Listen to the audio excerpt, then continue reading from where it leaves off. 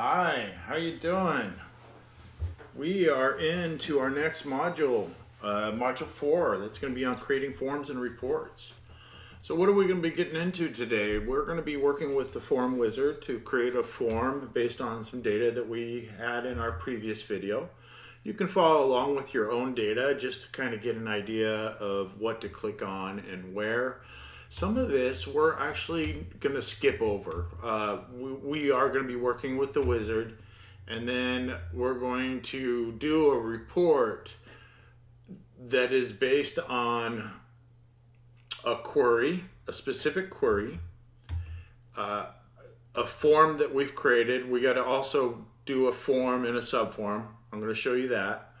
We're going to implement a button click to make a sound. We're going to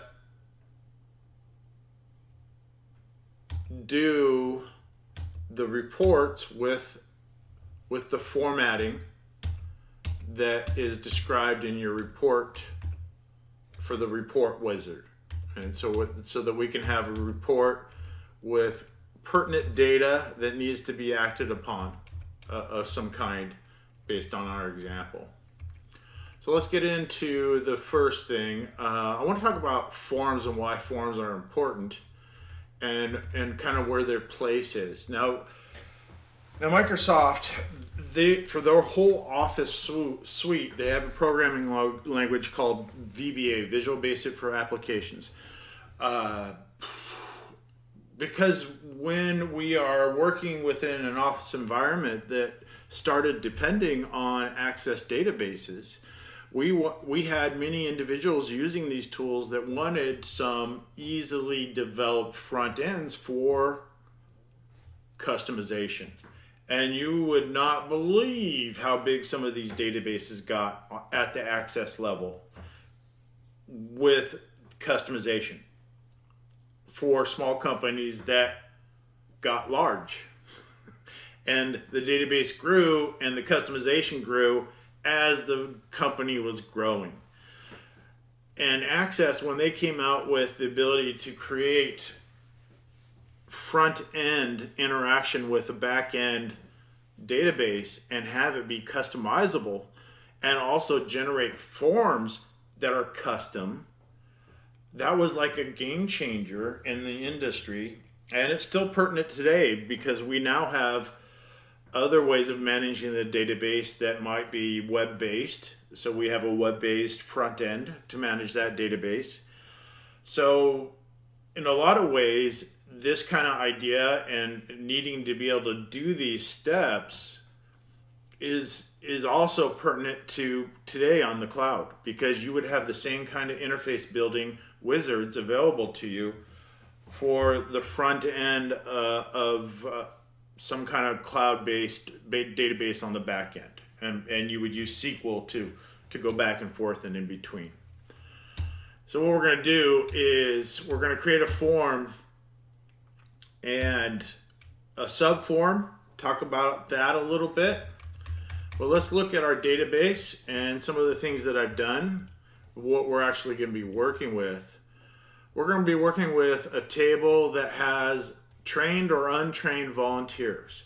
We're going to be looking at a table that's very small that refers to the job of a specific volunteer. Now I know this is, I should probably rename this. This should be volunteer ID, because we're going to have that storing the foreign key, which is going to be volunteer ID, and we're just changing the name. That should be a lowercase l though.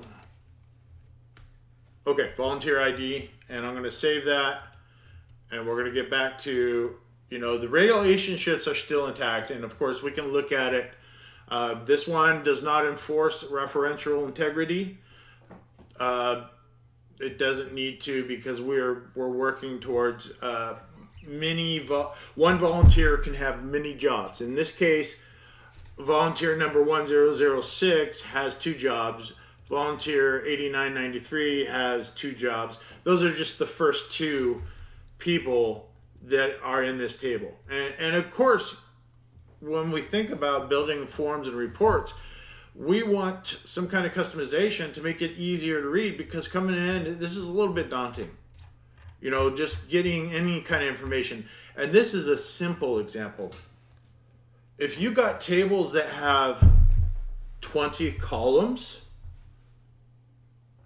yeah, a business can get crazy and grow that way, or have databases that are designed improperly because of the very nature of it growing with the company. It's very common that you see this.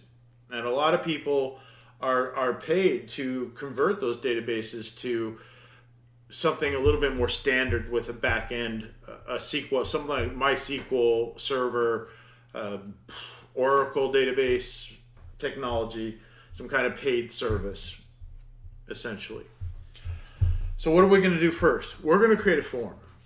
And we have this data and we have this data. So we're going to create a form. But when we create a form, for us to have a subform, we got to create the form intentionally.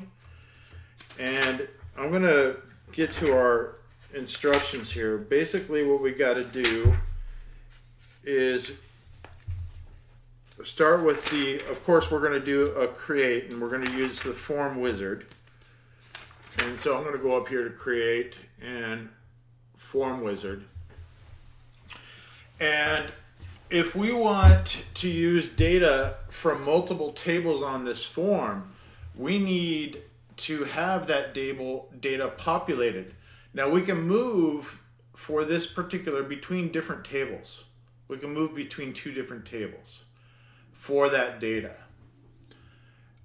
And so let's say that we want a really easy to read implementation of the customer, the phone number, and whether they've been trained or not. That's all we care about. We want to see them all and whether they're trained or not in some form or fashion for this report. And so this trained could also come from this other information that we want, or not trained, but we want to know, well, if they're trained, what jobs did they complete, or how many jobs did they complete? Because we want to do eventually a report in some way that's going to refer to people who have had jobs but no training, so that we can act upon it. And this is going to be the scenario for what I'm going to be showing you guys.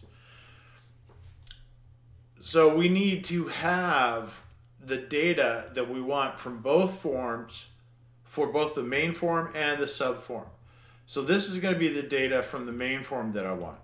Then I'm going to go to the other form, the other table, which tells Access that this is going to be a multi-form page.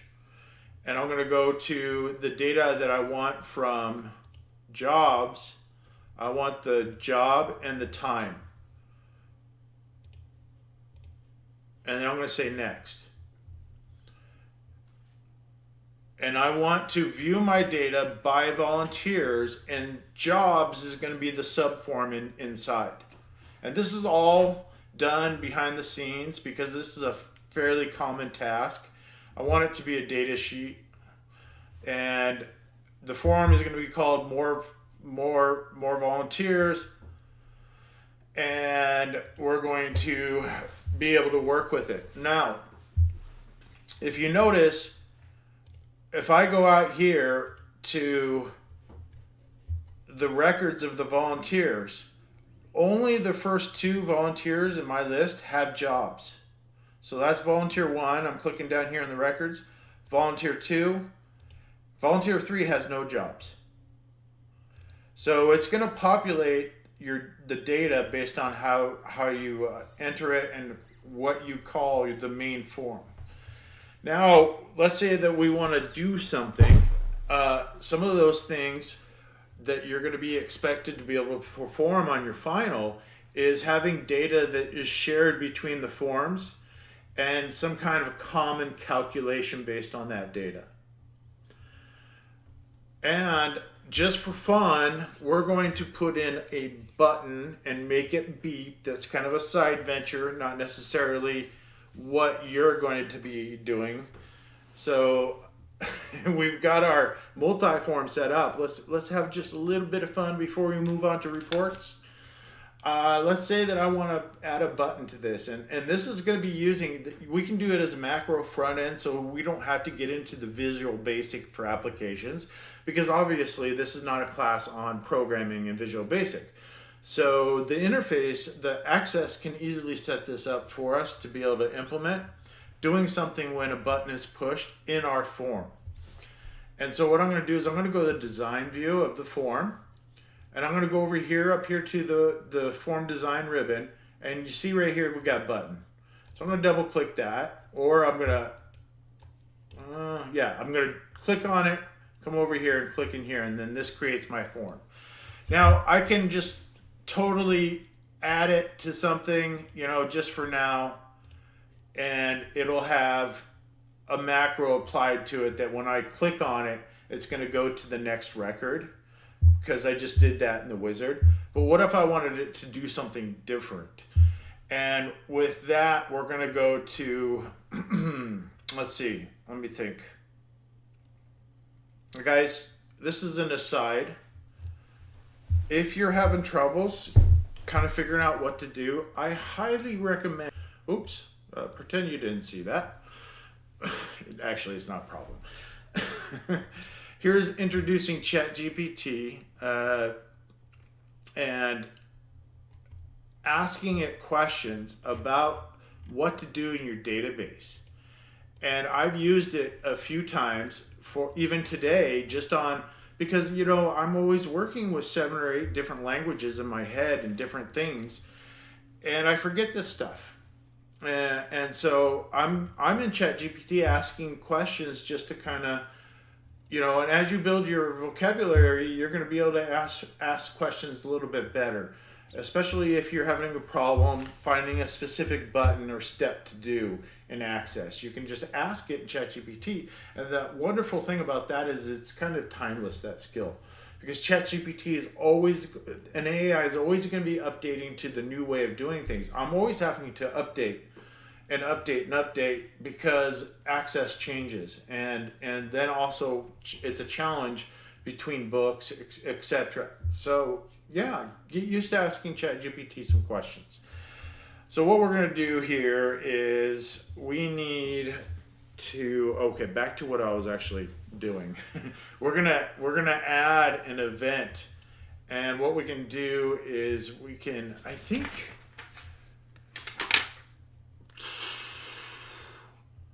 I think we just say add event, create, where is it, module, there's where we can add code, but we don't need to go into that. We could, just to get a little crazy.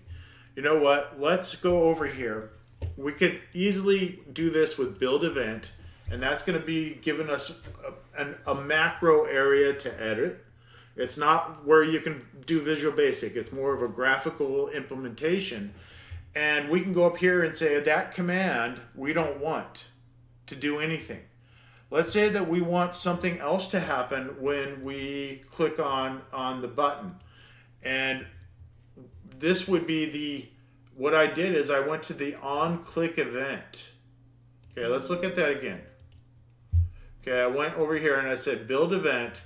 And it defaults to building for the on-click event. If I wanted to build it for another event, I can go over here, select the control, go over here to event, and you see how it's already got a macro created for it. I can get rid of that and just specifically, hey, what do I want to have happen when this event triggers for a specific control? And we call this event programming, event-based programming. But we're going to do this the macro way, and then we'll look at that little Visual Basic thing up there just for giggles. So for the on-click event, I'm going to set up a macro. It could be a code builder macro. It could be a macro builder. Let's do macro builder, and then we get into this. And we can simply say, okay, when something is clicked on, what action do we want? Here's our action catalog. Let's do something fun.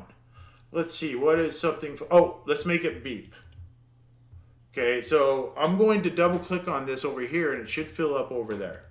There we go, it did. See, beep, beep. Oh, I've got it beeping twice, it looks like. Woo, okay, it's doing something twice. All right, let's run that. Let's save it, let's close it, and let's look at display view of our form with our button on it. Let's go over here, let's save it, and then let's go over here to, what am I doing wrong here? Let's more volunteers. Oh, okay, let's click on it and get it into, all right, so now we're in display view. Okay, there's our click. It's not doing two of them, it's just doing one. So it looks like there are some limitations. We can then go back to that by looking at the properties of the form in design view, going over here to event, and we can edit that and modify it to something different. And so you can pick some macros to do different things based on easily deciding with simple clicks. You can also